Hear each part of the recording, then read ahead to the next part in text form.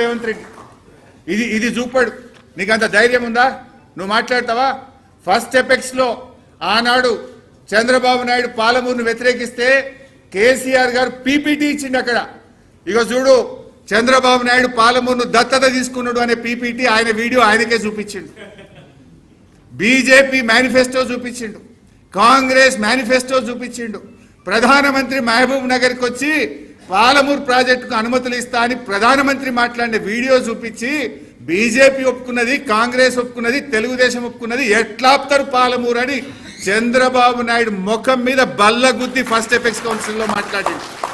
Second apex council meeting లో బిడ్డను పోతిరెడ్డిపడి ఆపకపోతే ఆలంపూర్ దగ్గర నేను బ్యారేజ్ కట్టి నీళ్లు గుంజుతాని మీటింగ్ లో చెప్పడమే కాదు, కేసీఆర్ గారు క్యాబినెట్ లో పెట్టిండు, ఆమోదించిండు, జీవో కూడా దీని మీద ఇచ్చి అంత గట్టిగా నిక్కచ్చిగా తెలంగాణకు నీళ్ల కోసం పోరాడిన నాయకుడు కేసీఆర్. ఎవడన్నా మెడ మీద తలకాయ ఉన్నోడు కేసీఆర్ గారు తెలంగాణకు నీళ్లలో అన్యాయం చేస్తుంటే నమ్ముతాడే? కేసీఆర్ ప్రాణమే ఇచ్చి తెలంగాణ సాధించిన కేసీఆర్ గారు తెలంగాణకు నీళ్లలో అన్యాయం చేస్తాడా? మెడ మీద తలకాయ ఉన్నోడు మాట్లాడే మాటనా?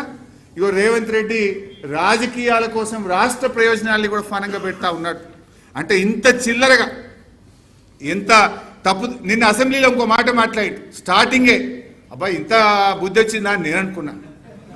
ఏమంటాడు, శాసనసభలో ఇక్కడ అబద్ధాలకు ఆస్కారం లేదు, శాసనసభలో మాటల గారడికి అవకాశం లేదు అని మాట్లాడితే ఇది చూసిన తర్వాత అనిపించింది నిజం అనే అక్షరానికి గిట్ట ప్రాణమే ఉంటే రేవంత్ రెడ్డి మాటలు చూసినాక అది ఆత్మహత్య చేసుకుంటుండే. అబ్బాయి అసలు ఇంత అబద్ధాలు మాట్లాడే రేవంత్ రెడ్డి నిజాలు మాట్లాడుతున్నా అని చెప్పి మాట్లాడితే ఆ నిజం ఉరిపెట్టుకుంటుండే కావచ్చు. ఈయన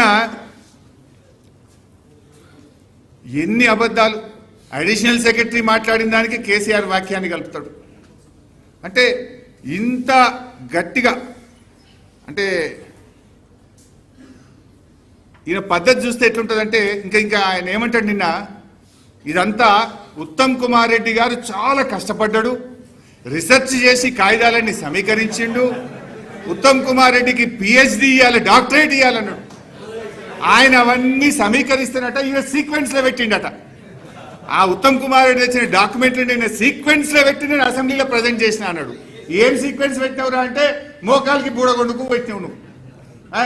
కేంద్ర అడిషనల్ సెక్రటరీ మాట్లాడిన దానికి కేసీఆర్ గారు మాట్లాడిన వాక్యములో సగం కలుపుతాడు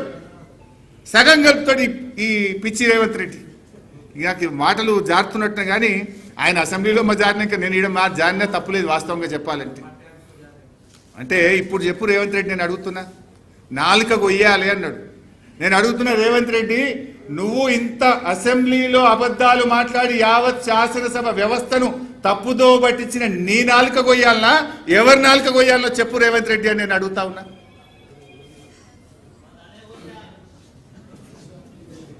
అసలు నా దృష్టిలో చీమునెత్తురున్నోడైతే, మనిషి అయితే ఈ రకంగా శాసనసభను తప్పుదో పట్టించి ఇంత ఘోరంగా ఎక్స్పోజ్ అయినోడు చక్కగా రాజ్భవన్ పోయి రాజీనామా చేయాలి. మనిషి అయితే చీమునెత్తురున్నోడైతే